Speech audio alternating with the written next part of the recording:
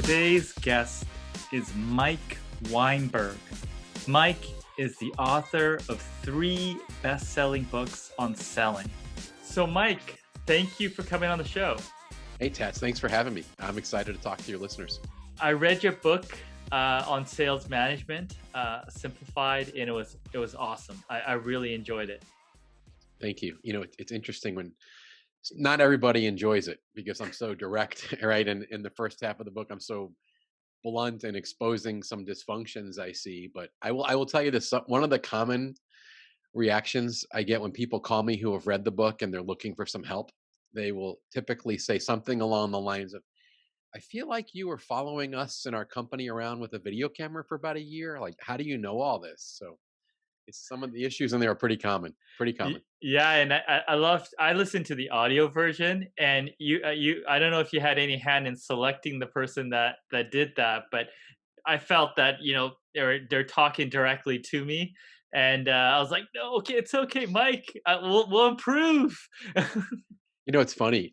Yes, I did help pick that narrator because my first book, I was naive and I didn't know that how much it mattered. And the person they chose to do it had the wrong tone, wasn't funny, wasn't blunt, so he couldn't carry off my words with the intention I hoped. So for the second one, and I had some success at that point with the first book, I had a little more leverage, and I told the publisher, "I'm helping you pick this person." So yes, I he did a great job. We'll just say that. So. Awesome. So you talk about sort of the blunt things that you pointed out to people earlier in the book. Can you mention a few of those sort of common mistakes in sales management? Oh my gosh, it's a long list. It's everything from companies who have lost their view of what the sales manager's job is. They have this incredibly low view of the sales manager. They solve every problem, they put out every fire, they get buried in all kinds of corporate crap. Like that's one end of the situation, all the way to the other end where sales managers have forgotten how to hold people accountable, or they let their salespeople live in reactive mode, or they don't address underperformance, all the way to compensation plans that don't make sense, that actually create complacency. And if you think about it, the word compensation and the word complacency start with the same 4 letters. And I'm happy to like share that I think I figured that out writing a paper one day. So there's a lot of common dysfunction. But let me even just say something at a bigger picture level. Sure. And this will resonate differently with different people in your audience, depending on where they are as entrepreneurs or owners or leaders in companies. Very often, I get a phone call from an executive who says, "Hey, could you come help us with our sales problem? Because I've gotten known as the guy that will help you win more new sales. I'll help get your salespeople more proactive and more focused and creating opportunities instead of just babysitting customers." And so, what's implied when they ask for my help is that the salespeople or the sales team is broken. Mm. They're complacent.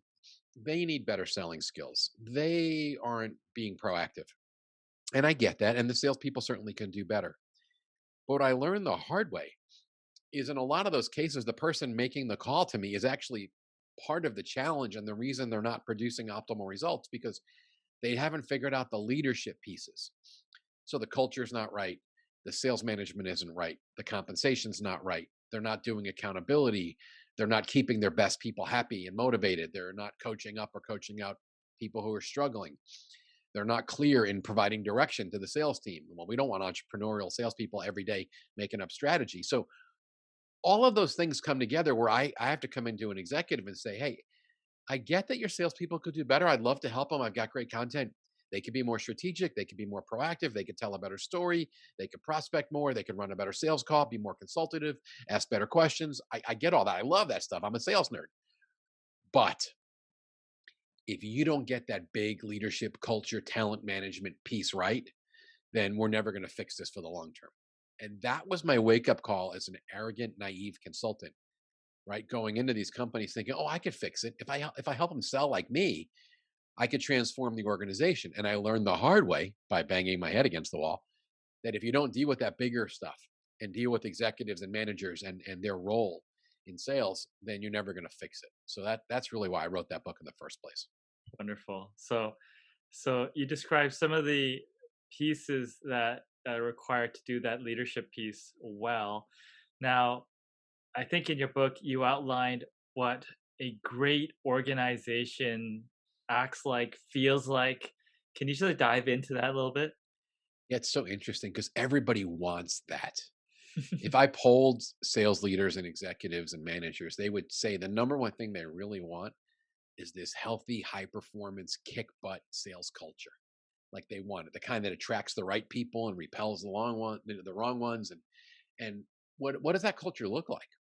Well, it's loud and it's fun and it celebrates successes, and the salespeople are highly valued. I go into some companies and the salespeople are treated like dirt. It's a low level job, and they give them all the menial tasks. And when things are bad, they blame the salespeople, and when things are good, they take the credit themselves. When things are good, marketing gets the credit, or strategy, or operations. But when things are bad, it's the salespeople's fault. So in a healthy culture, it's loud, it's competitive, it's fun. The salespeople are celebrated, but it's also super results focused. We're always talking about results. We're always comparing our actual results against the goals we set.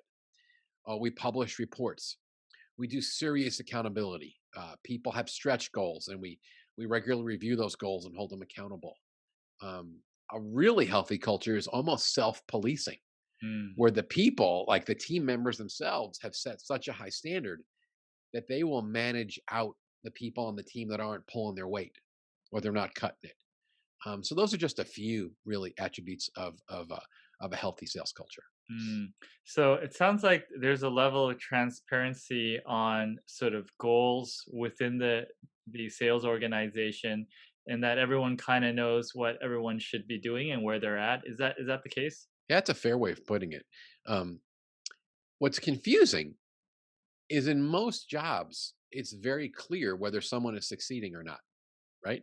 If you're an accountant and you're not getting your financial statements done on time, or you're making mistakes every month, and the bank has to call the CFO at the end of the month and say, "Hey, Sarah, in your accounting department, this is like the third month in a row she sent us statements with mistakes."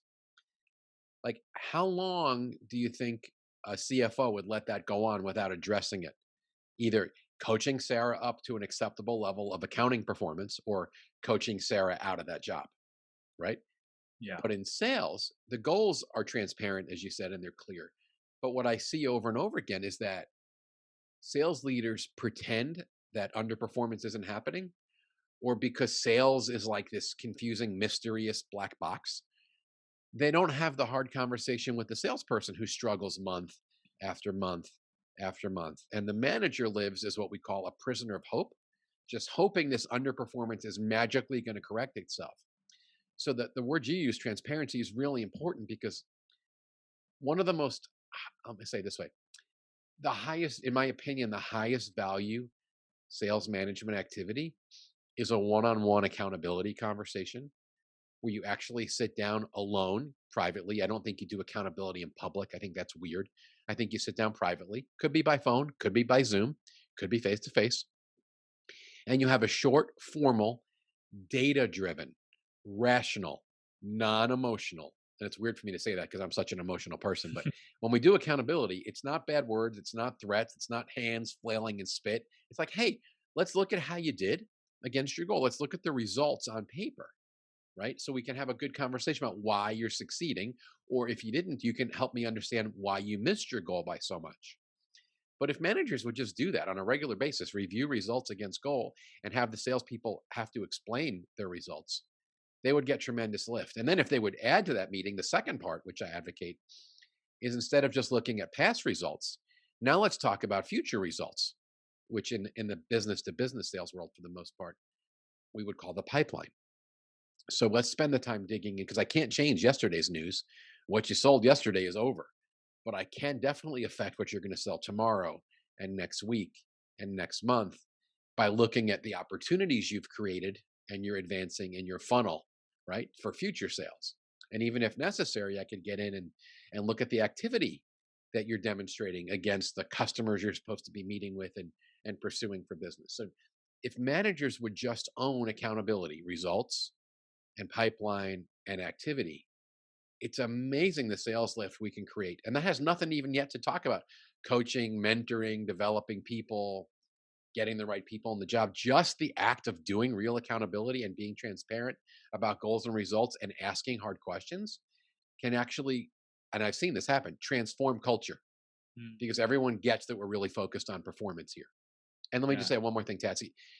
You don't have to be a jerk or mean or belligerent or not nice to do good accountability. There's nothing mutually exclusive about having a fun, celebratory, even family like culture, and also being laser focused, on the other hand, on results. You can marry those two together. It's Mm, not one or the other, it's and. You can be loving and caring and for the people and even like family environment and be really tough on results and laser focused there. And that's when you have the type of culture that everybody wants to work in. wonderful. A family that holds each other accountable. Yeah, as we're coming up on U.S. Thanksgiving here, which when we're recording this, probably it'll air after that. Where there's a lot of conversation, right? I know you had your Thanksgiving in Canada last month. Um, it's it's a weird time, right, with COVID and families and dynamics, and wondering, are we going to get together and are we going to be nicer to each other? So, yes, a family that holds each other accountable. There's a great analogy for sales. Wonderful. So you talked about different phases of companies and stuff like that. One of the interesting transition points that I find interesting, and I want your take on, is in a smaller company, sales management's done maybe partially by the founder, one of the owners. At what point do you transition to installing a full-time sales management person in that role? That is a loaded question. And I can only imagine what's prompting you to ask it from your own experience with clients and in with founders and entrepreneurs. Um, like most questions on this one, I'm going to give you an it depends. Sure. It depends on the bent of the founder, the entrepreneur. Do they kind of get sales, and are they good at sales, and are they good at mentoring salespeople? Sometimes I see that, and it's a very natural thing for that person to keep hold and even remain in the role as corporate head of sales for a long time, even until they have maybe even a half a dozen salespeople, if they have the bandwidth to actually hold them accountable and mentor and coach, etc. At the same time, what I often see, and I wrote it, there's a significant chapter about this. Very often, the very gifted, visionary, entrepreneurial leader really struggles leading the sales team because they never understand that the people are not as talented as they are, and they need more direction and more clarity and more support than they're used to giving somebody. So I regularly observe those really gifted entrepreneurs that are frustrated with their salespeople because they can't do what the entrepreneur can do. Right? You take the typical founder who's, even if he or she is not a salesperson by nature, you put them in the room with a customer, and they either have this charismatic personality or they're just able to talk about their vision of the future, and they get the customer to buy into it even though there might not even be a product yet because it's still in the early stages. I've literally had this conversation with several CEOs that were really gifted, and they can't understand why their salespeople can't do the same thing. And I'm like, because they're not you. Like, you could sell ice to a dead Eskimo. Like, like there's a you give me the crazy sales analogy, whatever you want. I mean, there, most salespeople need help. They need direction. They need coaching. The other challenge is, and this is where I caution the entrepreneur, the CEO, to be very careful. If you hire the wrong sales leader, you are screwed because you may have worked really hard for multiple years to build up an environment, a culture to get certain people on board. If you bring in a highly egotistical or control freak or manager that doesn't get it, you could destroy your culture. You could run away the one or two good people you already have. So I'm very hesitant's not the right word. I ask my clients to be very cautious when they're bringing in a sales leader because you could really do damage. So I'm not sure I totally answered your question. I skirted around it for sure. No, no, you gave some sort of insight into it. Now, you touched on some good characteristics on sales manager, effective sales manager. What are some other ones? And should you ever put your best performing salesperson in that role? Okay, Just teeing it up for you there. you're like, let's just jump in the deep end here together, right? And Yeah. okay, so let's deal with the first question first. and then we'll talk about your best person because you can, but I'm not usually for it, and we'll talk about why. But that's one guy's opinion, and there are contrarian views on that. The sales manager role is different. And one of the things I write in the book is that the only thing similar between the sales role and the sales manager role in many cases is the word sales. The salesperson wins by being selfish and really focused on his or her own behavior, their customers, their commission. That's what they do. Like I was a good salesperson because I was good at being focused and selfish and disciplined. I struggled in my first job in sales management because so many people wanted a piece of me. And I kept getting dragged to all these corporate meetings, and everybody had opinions and wanted me involved in all these things, right? And the reality is that the good sales manager actually lowers their own ego and realizes I'm not the hero of this team. In fact, one of my chapters talks about, are you the hero or are you focused on making heroes of your people? And that is not a light question. Like that's a big deal. So what sometimes happens is that the sales manager doesn't understand their job is to make heroes, not to be the hero, and they try to win on their own instead of winning through their people. And that is the biggest difference I can tell you between the sales role and the sales management role. So in terms of attributes for the sales manager, this is going to sound surprising to some people listening, but I just had this conversation with someone last week. The best sales manager I ever worked for was a mentor of mine and ended up becoming my business partner. His name was Donnie Williams. He's in my book multiple times because he's had a profound impact on me and my life and my career. Honestly, Donnie could sell, but he wasn't like a sales nerd technician. I knew much more about sales process than he did. And honestly, he almost really never understood our business. Like he was my vice president of sales and I was the salesperson that worked for him. He wasn't an intimate expert in database marketing and the services that my company was selling. And later, when he was my consulting partner, we would get these engagements where he would teach sales management and leadership to executives and I would teach sales. And he never really understood the client's business in great detail. And while some people will go, how's that possible? I will tell you, he was the single best sales leader I've ever seen. He understood how to motivate people. He understood how to do accountability. He understood culture. He understood putting the right people in the right roles. Like all of those are management skills, leadership attributes, right? He didn't have to be a sales technician to be the trainer. And he didn't have to be the perfect expert on our business because we had experts. So I just share that because sometimes I see companies looking for a sales manager who is an industry expert and a sales guru. And sometimes what I see, honestly, if you just put someone in the role who is a leader and can motivate people and hold people accountable and actually have hard conversations and understood subduing their own ego to build up their people instead of tear them down and defer and deflect the credit instead of stealing it. Like, but that's a heck of a line right there. Like, that's tweetable. Like that's that's what we're looking for in a manager, a true leader of people who understands I'm here to build a culture and drive results and win through my team. Wonderful. So the second question is, should you ever put your number one producer in a sales leadership role, even if they really want it? Yeah, maybe, Yeah. maybe. And I know one or two people. In fact, I'm going to be interviewing a guy for my podcast in the not too different future. We're just launching a sales management podcast. And I'm interviewing a guy who was a top producer for years and years and really wanted to be in management. And he did it and he's been phenomenal. But I also have many stories to the opposite where someone was a phenomenal producer and they got into sales management and they flopped, either because they were a control freak or because they couldn't understand why no one else could sell like them and they lived in perpetual frustration and they never got the handle on the fact that they were supposed to be developing people, not taking all the credit and doing all the work. Because if you're the sales manager who's the top salesperson and you think you can sell better than anybody and your company is putting pressure on you to deliver numbers, your natural default mode is to just try to sell. But that is not multiplying yourself into your people. Today we use the word scale, right? It's real popular. Does it scale? Is it scalable? Well, playing the hero and selling for everybody and doing their job, that's not scalable.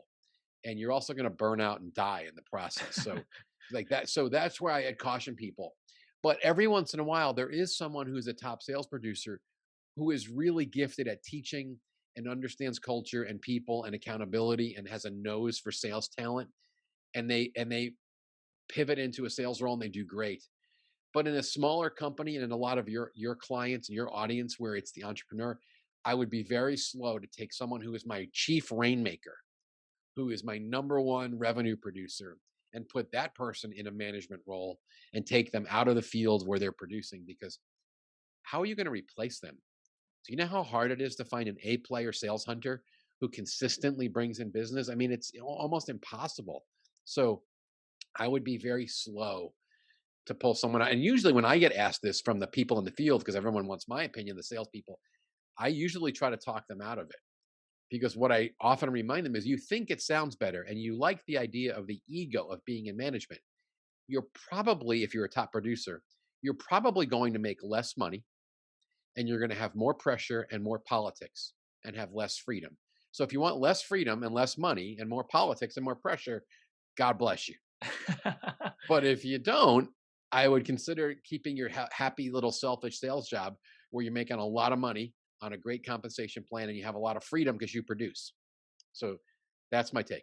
Yeah, I I'm think curious for manage your take. I'm curious for your take. Why'd you well ask that question? well, it's just, I'm close to something like this. I have my point of view, which is similar to yours, which I think people don't understand, management. Like, people that obviously don't like management, I can tell, wanna get into it. It's there's not a good fit, but it's in their mind, it's quite glorified, and, I know for sure that some of these people will hate it.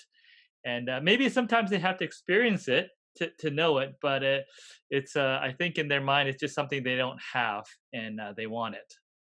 Boy, that's good. Yeah, and it's natural that you want it. And part of being good in sales means you're competitive, right? Yeah. Sometimes you like the attention, sometimes you like the glory. I never really wanted that. I just wanted to be recognized as appreciated. But every top salesperson is competitive, and if in your mindset winning means getting to the next job and the next job is a management job, it's natural that they want that. But it's not always the best for the person or for the company, and that's I think why you asked that question. Yeah, So absolutely. it's worth going slowly. I'll just say that. Yeah, for sure. I agree 100%. Now, as your company scales or manager scales and you're hosting these meetings, at what point does it become too many people? And because I've seen these sort of sales cultures where there's hundreds of people in the room and there's one guy standing up and doing crazy things, and but I'm guessing that's not the best. Like, what are the optimal size and configuration of these meetings? Yeah. Well, if you're asking are you asking how many salespeople should report to one manager? Sure, Or are it you could be. asking? Yeah, it could be. Yeah, reporting is probably one thing. Okay, Maybe I'm just touching on different types of meetings that sure. reflect on sales. Can you break that down a little bit? Yeah, sure. So let's just tackle the highest level, Sure. because I get asked this a lot. How many people can one manager manage? Yeah. And on the high end, maybe it's 20, Hmm. maybe. If you're really working with all of those people and you cycle through in your calendar where you actually spend time observing them and working with them, and you do a one-on-one meeting with everybody once a month for accountability, and maybe you have some other coaching phone call with them, think how quickly your calendar would fill up. Plus, you need to be available for other people that are calling with challenges, pricing, deal strategy. So normally what you see, and it's very hard to give you a typical, because what I'm doing in one giant technology company is different than what I'm doing at a trucking company, right? That's selling trucks. Like, Sure. it doesn't apply industry to industry, but in general, a dozen people is a normal number. Somewhere between 5 and 15 is pretty much what you see, depending on the complexity and what the role is and what other burdens are placed on that sales manager. Are they purely just managing the sales team, or are there other corporate responsibilities and executive committee meetings and strategy meetings and product meetings and operations meetings? Because those get old pretty quick. And if you've got a dozen salespeople that you're ignoring because you spend all week in corporate meetings, and there are people probably hearing me say this and are going, "Amen, preach, Weinberg," because I work with some sales managers. There's one story in the book on the chapter that says you can't lead a team when you're buried in crap. When the company pours all this other stuff on you and expects you to be everywhere, and you never get to do your accountability meetings and your coaching meetings and your sales team meetings, you got a problem. You're not working with your salespeople in front of customers. You got a problem. So that's one. The other question I think you were asking me was how practically large can a sales team meeting be? Ask me that question so I make sure I answer it Yeah, yeah. appropriately. I see different types where some groups are really small. They do sort of role playing roles, and then I see sort of bigger meetings. Are those different? Um, how do you sort of strategize through meeting cadence and sort of meeting types or size? I'm smiling because you just used the word that popped into my head. You said cadence. That's exactly the word that I was thinking as you were asking the question. It depends on which meeting we're talking about. If it's a big annual meeting, maybe even a big quarterly meeting where you're gathering the troops from wide and far. And and today, unfortunately, gathering the troops in many situations means like we're just getting in a bigger online meeting because we're very not right now. A lot of us are getting together. Hopefully, 4 to 6 months from right now, it'll be a very different story. And your country will let people from our country come visit, right? And we can Sure, go back to the normal pre-COVID life, or at least close to it, that we're all hoping for. sure. Um, but in the I kind of get where you're going. If you can have 100 people in the room, that's not something we want to do on a weekly or bi-weekly basis, or even monthly. That seems like a once or twice a year thing where you're doing a big conference and you may have some big speakers from the stage and some presentations and some breakouts and some other things, but that's more the special occasion. For the regular, what I'd call weekly or potentially monthly sales team meeting, where you're probably getting together for a couple hours, maybe a half day if it's monthly, the smaller the better. I mean, it might just be your own team. It might be your own team of 8 or 10 people and the manager. Maybe you're combining a few teams and you have 20 people in the room. But any much beyond that, it's pretty hard to work, because one of the things I advocate, and this is the reason very often that the regular sales meeting, let's say it's the weekly 1 hour, 10 people in the room sales meeting, those meetings usually stink. They're boring. They're like drudgery. The manager hates it. The salespeople hate it. They don't want to be there. They're checking their phones. They've got a bad attitude. Part of the reason they stink is because the agenda is awful and the manager doesn't give the work away. They do all the work, they do all the preparation, they do all the talking. The meeting is just like a giant info dump. It's a monologue. It's awful. My best tip for sales leaders is if you're going to have a meeting with your team, give them the work to do. It'll relieve your burden. Have somebody come and share a best practice. Hey, you're the best we have at stealing customer from this competitor. Would you take 10 minutes and tell us your strategies on that? And then we'll all ask you questions. Or have people come and share their biggest success from the last 2 weeks. Everyone come in and you got to take 3 minutes each and tell us something you did significant, a ball you moved forward, a deal you won, an opportunity you created, a customer you broke into for the first time. And then everyone's listening because there's value for the audience, right? Another thing I call deal strategy brainstorming. You want to have a great meeting?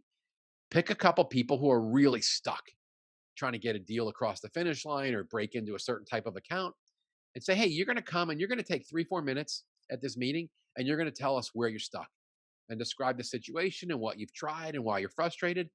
And then we're going to go around the room and everybody's going to ask you a question. And then we're going to go around the room again and everyone's going to give you one suggestion. You do something like that in your sales team meeting, everyone's listening, everybody's engaged. In fact, I have a litmus test for sales meetings, for the team meeting. This is the only question I want you to ask. Do your people leave the team meeting with both more energy and better equipped to do their job than when the meeting started? Do they leave with more energy and better equipped? 90% of the meetings I observe, that answer is no. They're not better equipped and they're frankly de-energized. They're tired, they're exhausted, they're bored, they want to get out of there. That's if you're doing that, then you shouldn't be meeting. So I hope that helps. So the smaller meeting, you can have a lot of energy if you give the work away and the manager doesn't own it all. That was a good tip on having someone speak on something that they're good at. So I think that's awesome. I'm going to take that with Take it, me. use it. It's free. It's in the book. Awesome. There's one thing I have to ask you because you're so passionate about it in the book. Is what is a zookeeper, and is there any value in having a zookeeper in your company? Okay. Thank you for asking the question. And I'll try to stay calm as I answer it. Yeah. So let me tell you where that comes from. In the sales world, the common expression is do you have hunters or do you have farmers? And what we're basically asking is do you have salespeople that go out and bring in net new business and do they kill stuff, right? Go find new business. Or do you have people who farm?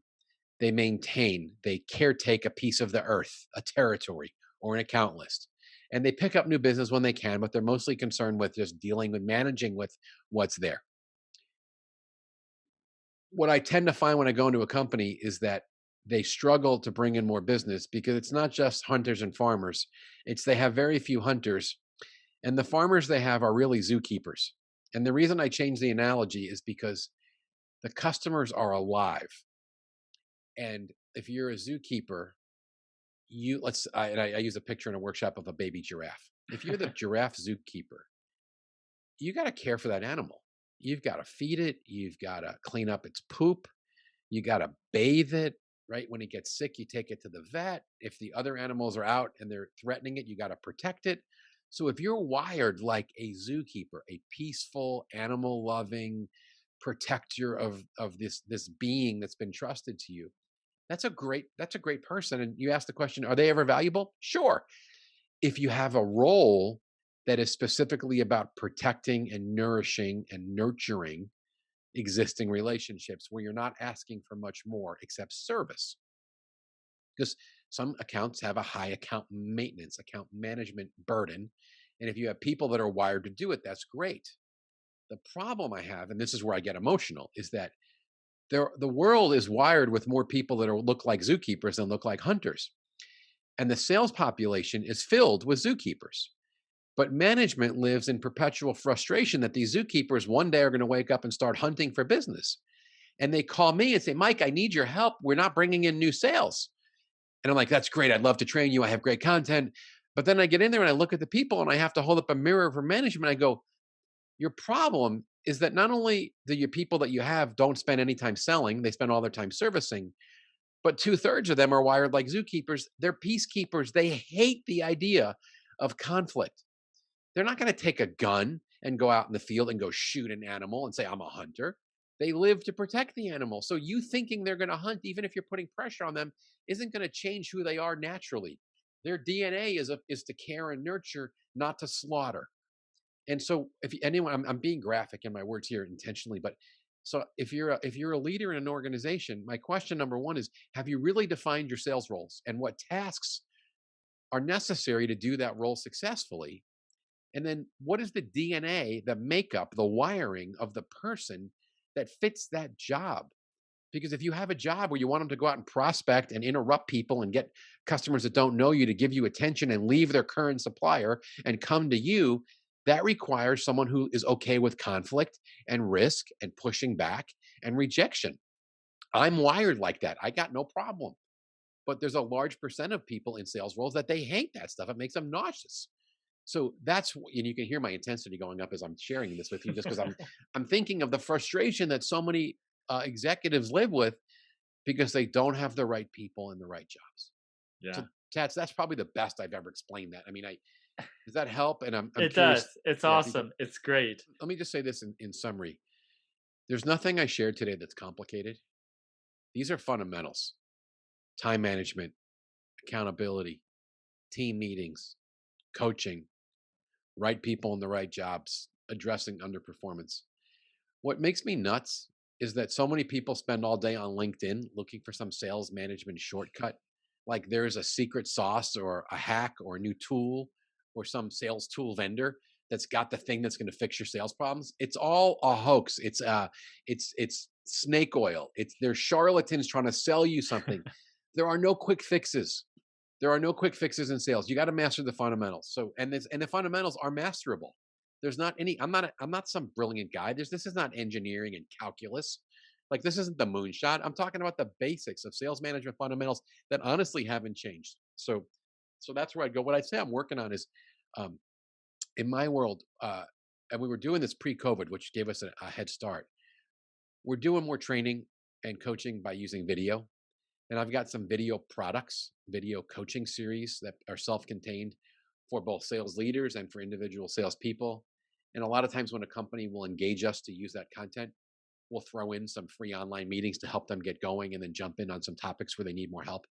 But that it's been interesting to deal with the transition from in-person meetings where I'm still doing some, but they're much rarer, to online, and then supplementing that with really good video recorded content and interactive workbooks and exercises that help people get the same value they would get if they were paying me tens of thousands of dollars to show up in person. For a fraction of that, they're getting the content and some support. So that's kind of uh, where my business seems to be going right now. And I'm having a Good. lot of fun doing that. Yeah, that makes a lot of sense. Thank you so much for spending the time today sharing your insight. Oh my gosh. Thank you for having me. I wish you and your audience continued success and, of course, great sales leadership and lots of new sales.